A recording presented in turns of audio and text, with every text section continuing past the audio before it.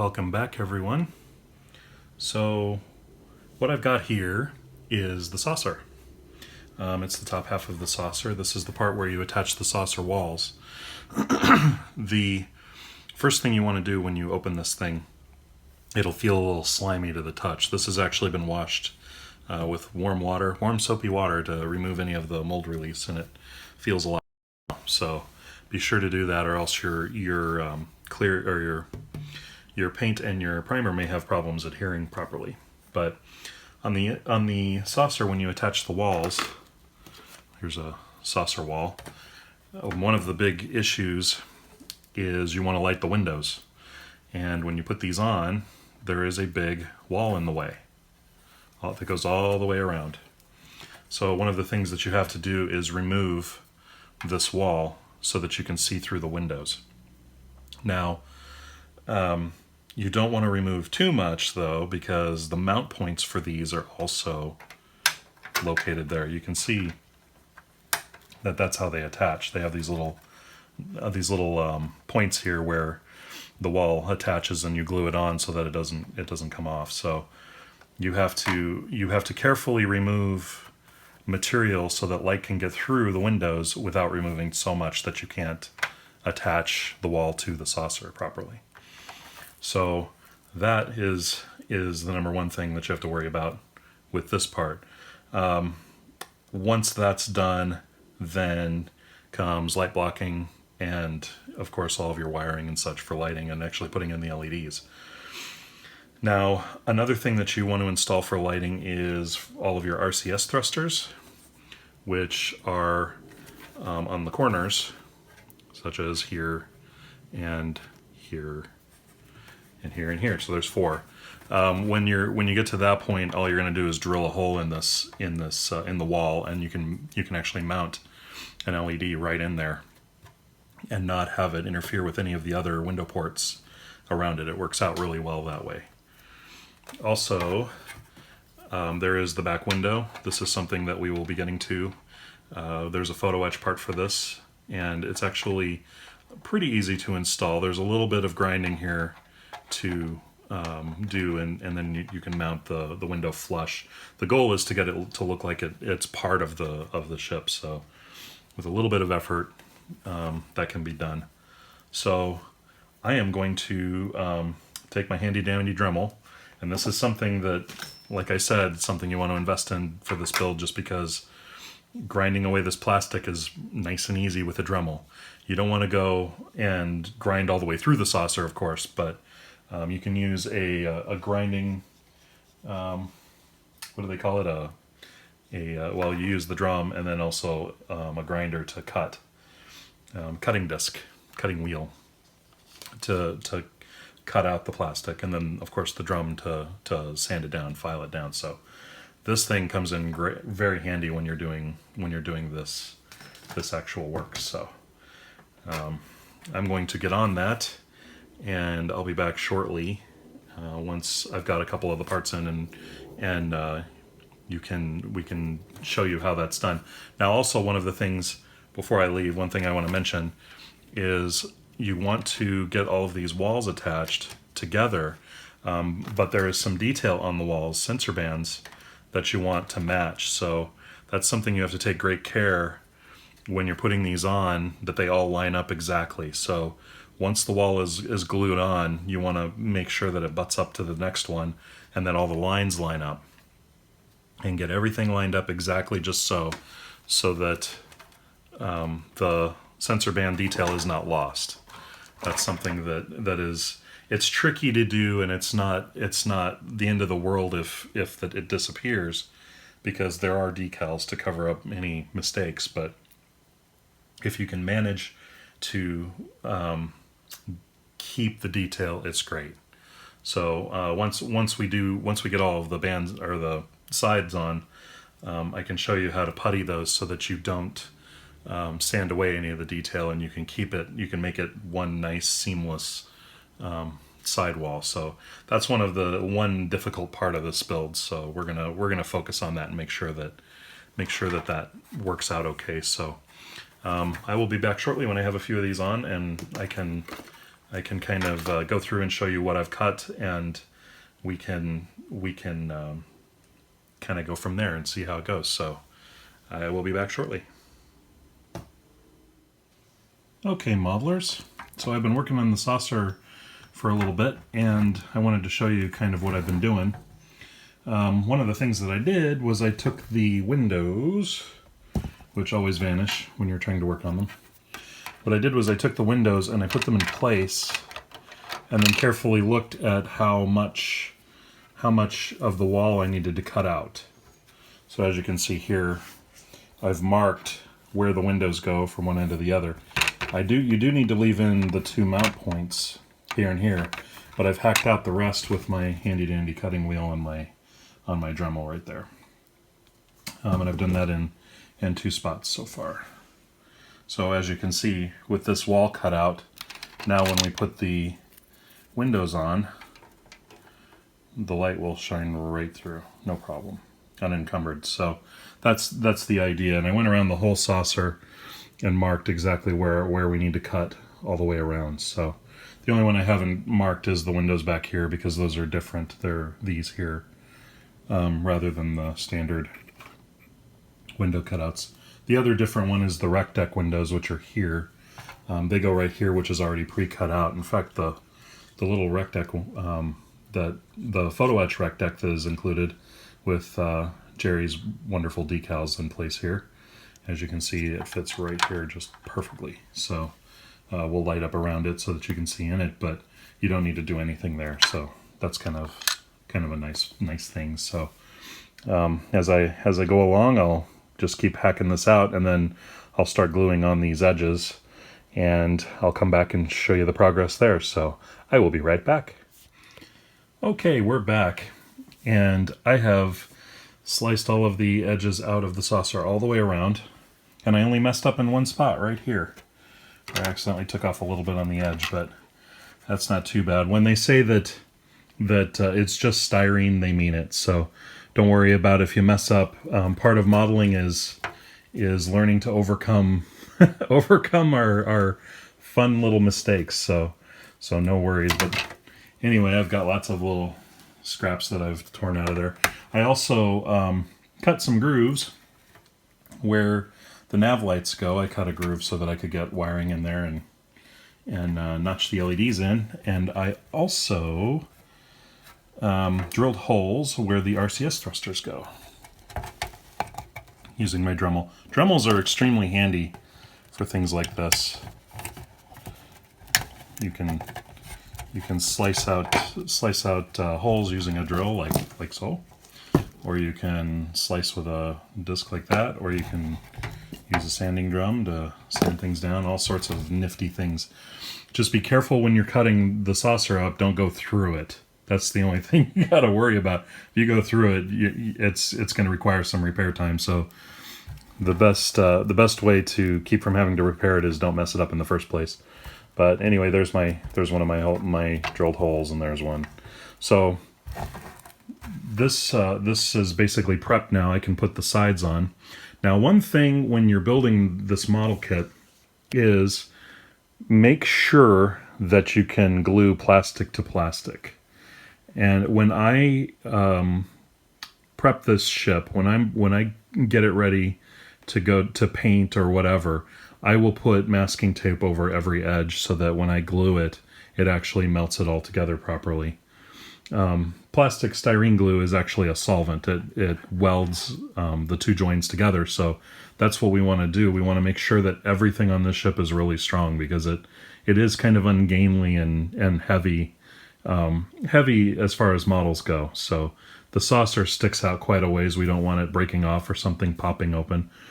I found out the hard way with my first Enterprise refit. I had just finished gluing the saucer shut, and I had painted it, puttied, sanded, painted, everything. It was beautiful, and then it popped open. So, because I didn't have a joint properly done, so I had to go back and fix that, and that was a lot of heartache and 3 days of work. So, just make sure to have good plastic joins wherever you need.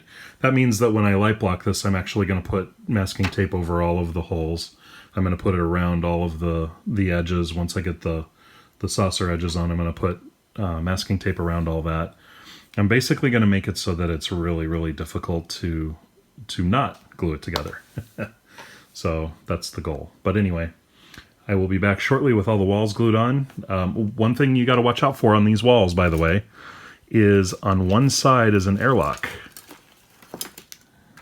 Right here, there's these two little cutouts. Those go together. That's an airlock on one side. So make sure to refer to the instructions to get those on the right spot. Otherwise, you're going to look at it and curse and have to pull it all apart and do it again. So, and once you've glued it down, it's really difficult to do. So just FYI. Otherwise, it's pretty straightforward. Make sure they're all even. Make sure all the sensor bands line up. That's basically what you got to do. So I will be back shortly, and we'll see how I do here. So hold tight.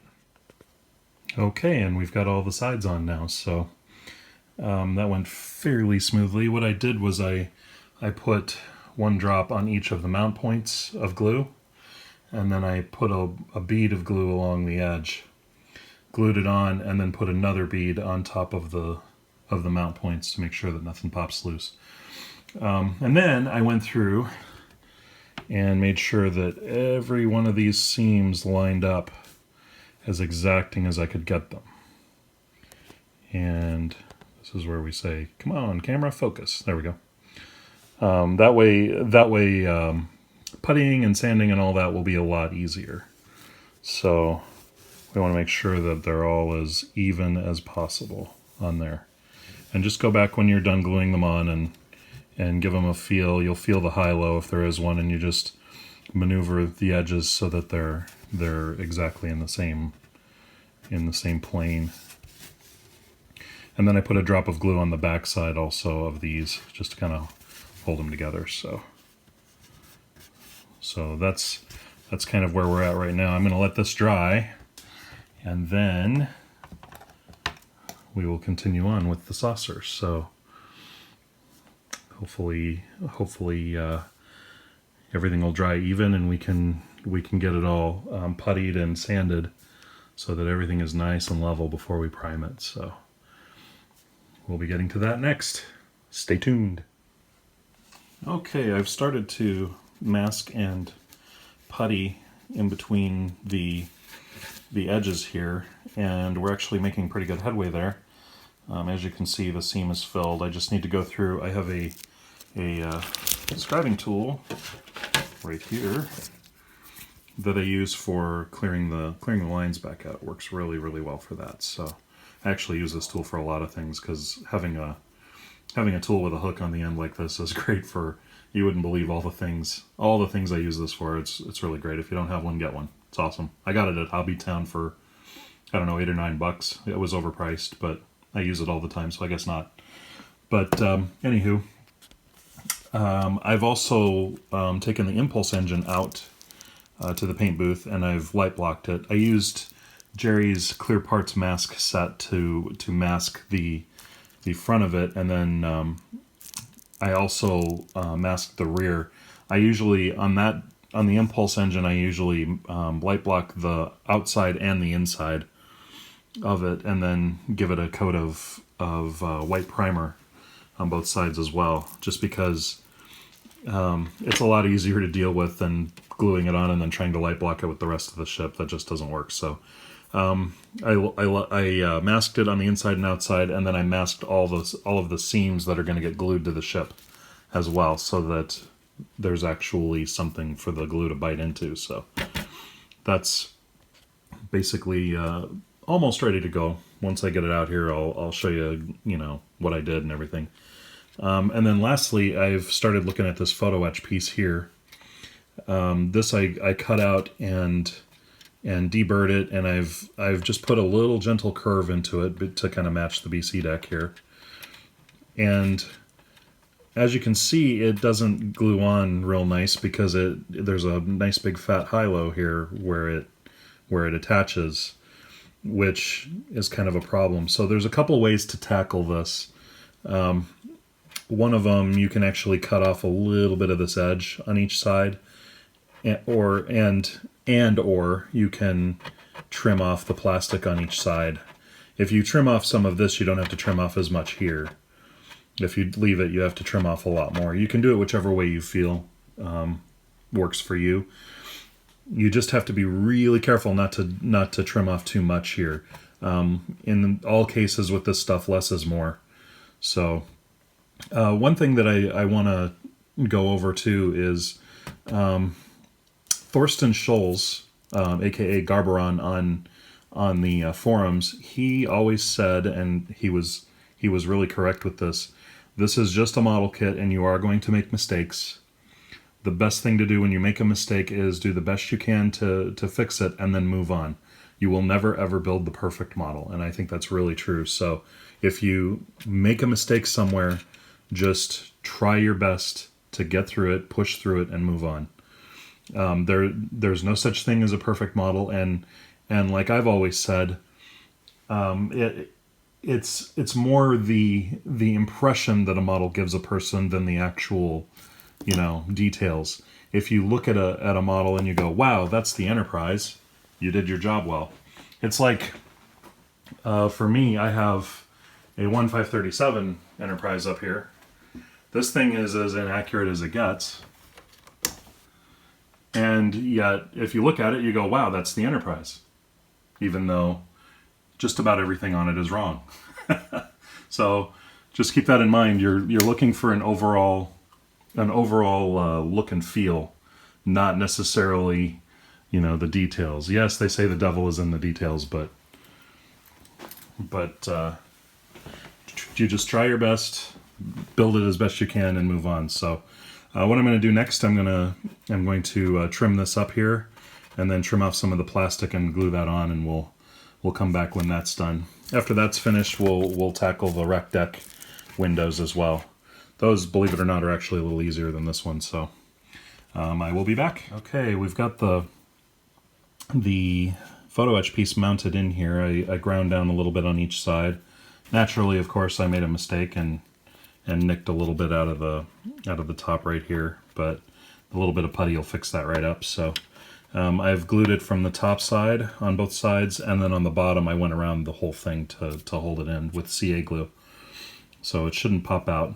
Once the CA glue dries, I'll take a little bit of perfect plastic putty and go around the edges and smooth it all out. And once I'm done, you won't even be able to tell that it's a separate part. It should just blend right in. So the last couple of them I did, they turned out just really great. So just follow this procedure, and it works really well. You don't have any issues at all with it looking out of place. It looks just right.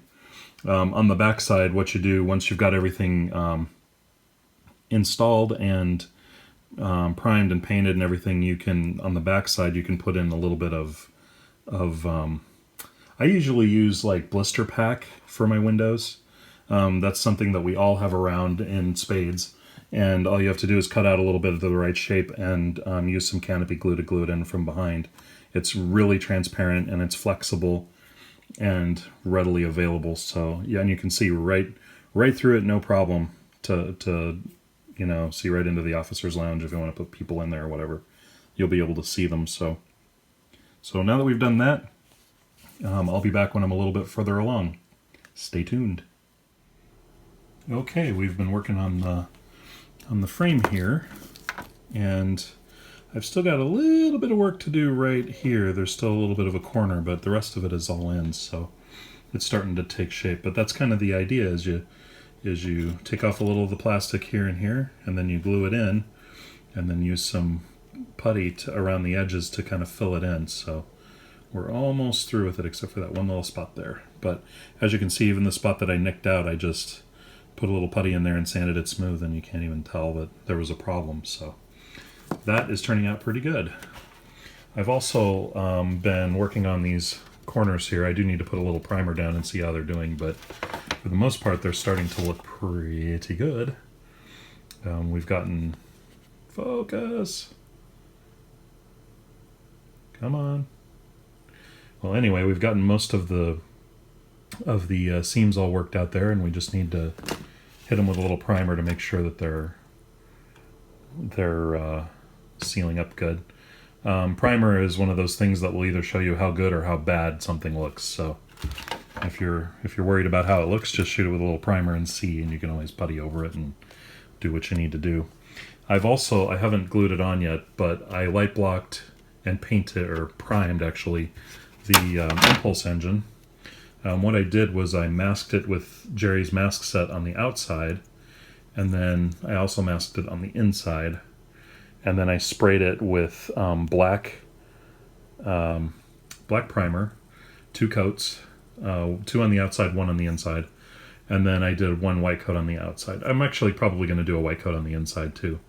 I also masked all of the edges so that when it comes time to stick it on, right here, we can just glue it, and it's bare plastic, so it'll glue on with regular styrene glue with no problem. So all in all, the saucer is really taking shape nicely. Once we're done with these items, I'm going to take it out and light block the saucer. And what we'll do there, and I've probably already mentioned this, but I'm going to mention it again because it's my video and I can. I'm going to mask all the way around on the edge here, and then mask all of these little points so that no paint gets in there. One of the problems with this kit is the pins, and this goes for the neck and for the saucer and all of it. All of the pins are fit exactly. If you even put a little bit of paint on them, they will not go together at all. So, and then on the neck, that can be a real pain. So you want to actually mask the pins and the pinholes to make sure that no paint gets in there, or primer or anything, so that everything will still fit properly. That's very important. So once we get this light blocked, I'm going to start putting in our LED tape. For LED tape, we're going to put a segment at each window set, and I'm also going to do some around the center here to light up the bottom, and actually that'll probably light up the top as well. I may do some in the bottom too. I'll have to look at it, but for the most part, that's what we're going to do. I will also be drilling out the holes for the marker lights up to we're going to use 2mm lighthouses mounted flush on the outside. So I'll show you how to do that. It actually works out really nicely and looks really sharp. And then I also need to light the bridge. The bridge, a lot of people like to modify the bridge so that it throws a spotlight. However, since this build, the whole goal with this build is to try to make it for somebody who maybe doesn't have the skills to be removing plastic and adding other plastic and moving parts around and stuff. So I'm just going to mount the bridge stock and show that the ship actually looks great even just out of the box. So no bridge modifications on this one. If you want to see the bridge modified to do the spotlight, you can go check out Boyd's video. I actually did modify my other refit to do the spotlight, and it wasn't too bad, but I just want to show that you don't need to. So actually on this build, I wasn't even going to do photo etch at the beginning. I was going to use the kit parts for everything, but Jerry at HDA Model Works convinced me to use the photo etch. So considering it's a pretty easy upgrade and the most common upgrade that everybody does, I wound up kind of going that direction. So we're going to do just a light to light the inside of the bridge, and the light that goes on the for the strobe on top of it. So otherwise, everything's going to be really straightforward. So sit tight. I'm going to get some of this stuff done, and I'll come back and show you what we got. But actually, this video is running a little bit long, so I think I'm actually going to wrap this one up, and next time we will have all of the light blocking and lighting on this. So if you guys want, you can tune in and check that out, and we will continue from there. So take care, everyone, and happy modeling.